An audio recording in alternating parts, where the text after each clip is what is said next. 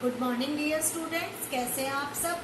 मुझे उम्मीद है आप सभी अपने घरों में स्वस्थ होंगे और आपने जितना भी अभी तक कार्य किया गया है अध्ययन का वो आपने पूरा कर लिया होगा समय पर।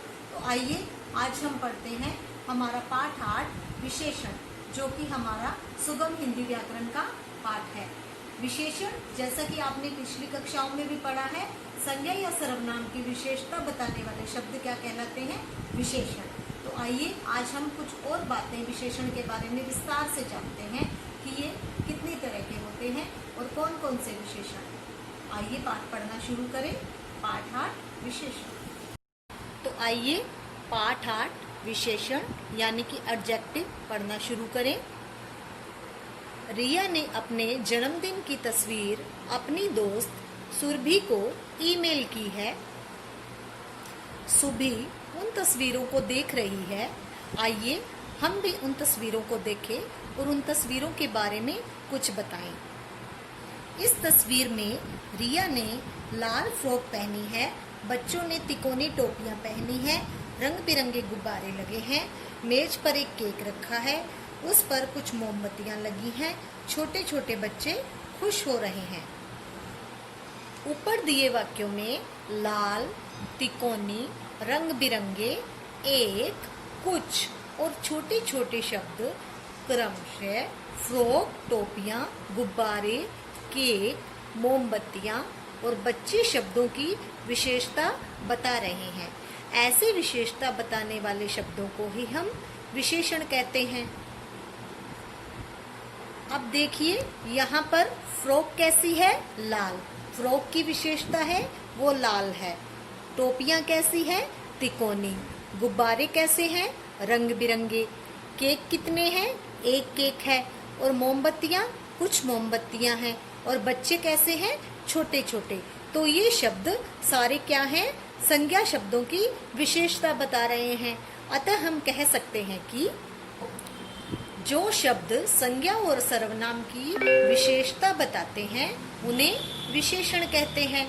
यहाँ पर एक विशेष बात ध्यान देने योग्य है। विशेषण पहचानने के लिए कैसा या कितना लगाकर प्रश्न करना चाहिए। जैसे मेरी साड़ी पीले रंग की है। प्रश्न, साड़ी किस रंग की है? पीली। तो यहाँ पर विशेषण क्या है? पीला। मेरे पर्स में 50 रुपए हैं। प्रश्न करिए, पर्स में कितने रुपए हैं? 50। इन वाक्यों में अब पीली और 50 क्या है? विशेषण शब्द। जो उत्तर आया है वो क्या है? विशेषण शब्द। अब हम पढ़ेंगे विशेष्य। विशेषण जिन शब्दों की विशेषता बताते हैं वे विशेष्य कहलाते हैं। जैसे पीली साड़ी, साड़ी कैसे रंग की है? पीली। तो यहाँ पर पीली क्या है? विशेषण। और यह किसके बारे में बताया जा रहा है? साड़ी के बारे में। तो साड़ी यहाँ पर क्या है? विशेष्य। यहाँ पर आगे देखिए, 50 यहाँ पर विशेषण है। तो किसके बारे में बताया जा रहा है कि वो 50 है? रुपए के बारे में। तो रुपए यहाँ पर विशेष्य शब्द है। तो आइए अब हम विशेषण के भेद के बारे में पढ़ें। विशेषण के 4 भेद हैं। पहला गुणवाचक विशेषण, दूसरा संख्यावाचक विशेषण, तीसरा परिमाणवाचक विशेषण और चौथा सार्वनामिक या संकेतवाचक विशेषण। गुणवाचक विशेषण जिन विशेषण शब्दों से संज्ञा या सर्वनाम के रूप, गुण, दोष, दशा, आकार, स्वभाव आदि का पता चलता है वे गुणवाचक विशेषण कहलाते हैं। जैसे देखो, मेरे चाचा जी मेरे लिए नई गुड़िया लाए हैं। यहाँ पर ये लड़की कह रही है कि मेरे चाचा जी मेरे लिए कैसी गुड़िया लाए हैं? नई गुड़िया। तो गुड़िया का क्या गुण है? कि वो नई है। तो यहाँ पर लड़का कह रहा है, अरे वाह, इसके सुनहरे बाल तो बहुत चमक रहे हैं। तो यहाँ पर इस गुड़िया के बालों का गुण क्या है? कि वो सुनहरे हैं। तो यहाँ पर ये क्या है? नई और सुनहरे शब्द गुणवाचक विशेषण हैं। तो इन दोनों बच्चों की आपस में बातचीत में नई और सुनहरे शब्द गुड़िया और बाल के गुण तथा रंग की विशेषता बता रहे हैं, इसलिए ये गुणवाचक विशेषण हैं। अब अन्य गुणवाचक विशेषण देखिए। गुण क्या है? जैसे चालाक, मूर्ख, चंचल, बुद्धिमान, ईमानदार। रूप रंग काला, गोरा, सुंदर, मोटा, पतला। स्थिति बीमार, अस्वस्थ, बूढ़ा, जवान। आकार लंबा, गोल, तिकोना, छोटा। स्वभाव क्रोधित, हंसमुख, शांत आदि।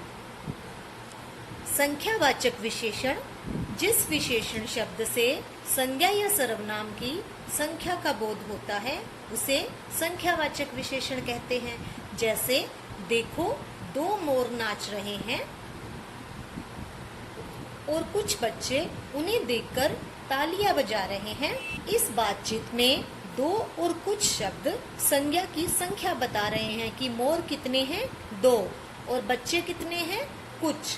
अतः ये संख्यावाचक विशेषण है। संख्यावाचक विशेषण के भी 2 भेद होते हैं। पहला निश्चित संख्यावाचक विशेषण और दूसरा अनिश्चित संख्यावाचक विशेषण। निश्चित संख्यावाचक विशेषण में जो संख्या है, संज्ञा या सर्वनाम की जो संख्या है वो निश्चित होती है, वो हमें एक प्रॉपर नंबर का पता चलता है। जैसे पिताजी ने 1 दर्जन केले खरीदे, तो यह बात निश्चित रूप से पक्की है कि पिताजी ने 1 दर्जन केले खरीदे। मेरे पास 5 पेंसिलें हैं, मेरे पास 5 पेंसिलें हैं, मतलब यह बात निश्चित है कि 5 पेंसिलें हैं। दूसरा है अनिश्चित वाचक संख्या विशेषण। अनिश्चित संख्यावाचक विशेषण में संज्ञा और सर्वनाम की निश्चित संख्या की जानकारी नहीं मिलती। जैसे मैदान में कुछ बच्चे खेल रहे हैं, सड़क पर कई गाड़ियां चल रही है। हम इन्हें गिन तो सकते हैं, लेकिन हमें इनकी निश्चित संख्या का नहीं पता। बच्चे काउंटेबल हैं, गिन सकते हैं हम। गाड़ियां भी काउंटेबल हैं, इन्हें भी हम गिन सकते हैं, लेकिन हमें इनकी प्रॉपर संख्या का पता नहीं है। तो यहाँ पर कुछ और कई अनिश्चित संख्यावाचक विशेषण हैं। परिमाणवाचक विशेषण, जिन विशेषण शब्दों से संज्ञा या सर्वनाम की मात्रा, वजन, माप आदि की जानकारी मिले उन्हें परिमाणवाचक विशेषण कहते हैं। जैसे तुम्हारी बोतल में कितना पानी आता है, तो दूसरा बच्चा कह रहा है मेरी बोतल में 1 लीटर पानी आता है। लड़की दुकानदार से कह रही है तुम्हें, माफ कीजिएगा, दुकानदार लड़की से पूछ रहा है तुम्हें क्या चाहिए। तो लड़की कह रही है मुझे 2 किलो चीनी चाहिए। तो ऊपर हुई इस बातचीत में 1 लीटर और 2 किलो शब्द संज्ञा शब्दों की माप तोल बता रहे हैं। 1 लीटर पानी के बारे में बताया जा रहा है और 2 किलो चीनी के बारे में बताया जा रहा है। तो ये पानी और चीनी क्या है, संज्ञा शब्द। तो इनका नाप तोल हमें पता लग रहा है, पानी 1 लीटर है और चीनी 2 किलो है, इसलिए ये परिमाणवाचक विशेषण है। परिमाणवाचक विशेषण के भी 2 भेद हैं। पहला निश्चित परिमाणवाचक विशेषण, जो विशेषण शब्द निश्चित माप तोल बताते हैं वे निश्चित परिमाणवाचक विशेषण कहलाते हैं। उनकी संख्या निर्धारित होती है। जैसे 2 लीटर तेल, तेल कितना है, 2 लीटर। 3 किलो चावल, चावल कितने हैं, 3 किलो। तो यहाँ पर हमें प्रॉपर एक नाप का पता चल रहा है। दूसरा है अनिश्चित परिमाणवाचक विशेषण, जो विशेषण शब्द निश्चित माप तोल नहीं बताते, हमें उसका अंदाजा लगाना पड़ता है, वे अनिश्चित परिमाणवाचक विशेषण कहलाते हैं। जैसे बहुत पानी, यहाँ पे पानी को लीटर में नहीं बताया गया है, पानी के लिए कहा गया है बहुत पानी। दाल, दाल कितनी है, किलो में नहीं बताई गई, यहाँ पर बताया गया है थोड़ी दाल आदि। सार्वनामिक या संकेतवाचक विशेषण, जो शब्द संज्ञा या सर्वनाम शब्द से पहले आकर उसकी विशेषता बताते हैं वह सार्वनामिक या संकेतवाचक विशेषण कहलाते हैं। अब जो सर्वनाम शब्द किससे पहले आएगा, संज्ञा से पहले, वो क्या कहलाएगा, सार्वनामिक या संकेतवाचक विशेषण। जैसे वह आदमी पापा को बुला रहा है, यहाँ पर आदमी संज्ञा शब्द है, उससे पहले सर्वनाम आया है वह, तो ये क्या है, संकेतवाचक विशेषण। अब दूसरे उदाहरण में देखिए, यह घर करीना का है। तो घर क्या है? संज्ञा शब्द है। तो इससे पहले जो यह शब्द आया है वो है संकेतवाचक या सार्वनामिक विशेषण। इन वाक्यों में वह और यह सर्वनाम शब्द हैं। ये सर्वनाम शब्द संज्ञा से पहले आए हैं। ऐसे शब्द ही सार्वनामिक विशेषण कहलाते हैं। जो शब्द संज्ञा से पहले आए और वो सर्वनाम शब्द हों वो सार्वनामिक विशेषण होते हैं। अब विशेष बातें हैं कुछ जानने योग्य। संख्यावाचक विशेषण और परिमाणवाचक विशेषण में अंतर क्या है? संख्यावाचक विशेषण को गिना जा सकता है और परिमाणवाचक विशेषण को गिना नहीं जा सकता। जैसे 1 दर्जन केले संख्यावाचक, 1 किलो चावल परिमाणवाचक। सर्वनाम और सार्वनामिक विशेषण में अंतर है। सर्वनाम संज्ञा के स्थान पर आते हैं जबकि सार्वनामिक विशेषण शब्द संज्ञा से पहले आकर उनकी विशेषता बताते हैं। जैसे वह अभी अभी घर आया है, तो यहाँ पर वह क्या है? सर्वनाम। दूसरे वाक्य में देखिए, वह लड़का अभी अभी घर आया है। यहाँ पर लड़के की विशेषता बताई जा रही है कि वह लड़का अभी अभी घर आया है। तो यहाँ पर वह क्या है? सार्वनामिक विशेषण। अब हम पढ़ेंगे विशेषण की रचना, फॉर्मेशन ऑफ एडजेक्टिव्स। संज्ञा, सर्वनाम और क्रिया शब्दों में कुछ शब्दों के अंश जोड़कर विशेषण बनाए जा सकते हैं। तो आइए सबसे पहले देखते हैं संज्ञा से विशेषण कैसे बनता है। संज्ञा शब्द देखिए, दया, विशेषण क्या बनेगा? दयालु। भूख, भूखा। देश, देशी। सुख, सुखी। नमक, नमकीन। इसी तरह रंग, चमक, दुख, घर, शहर आदि संज्ञा शब्दों के भी विशेषण कुछ शब्दों के अंश जोड़ने से बनाए जाते हैं। आइए देखिए सर्वनाम से विशेषण बनाना।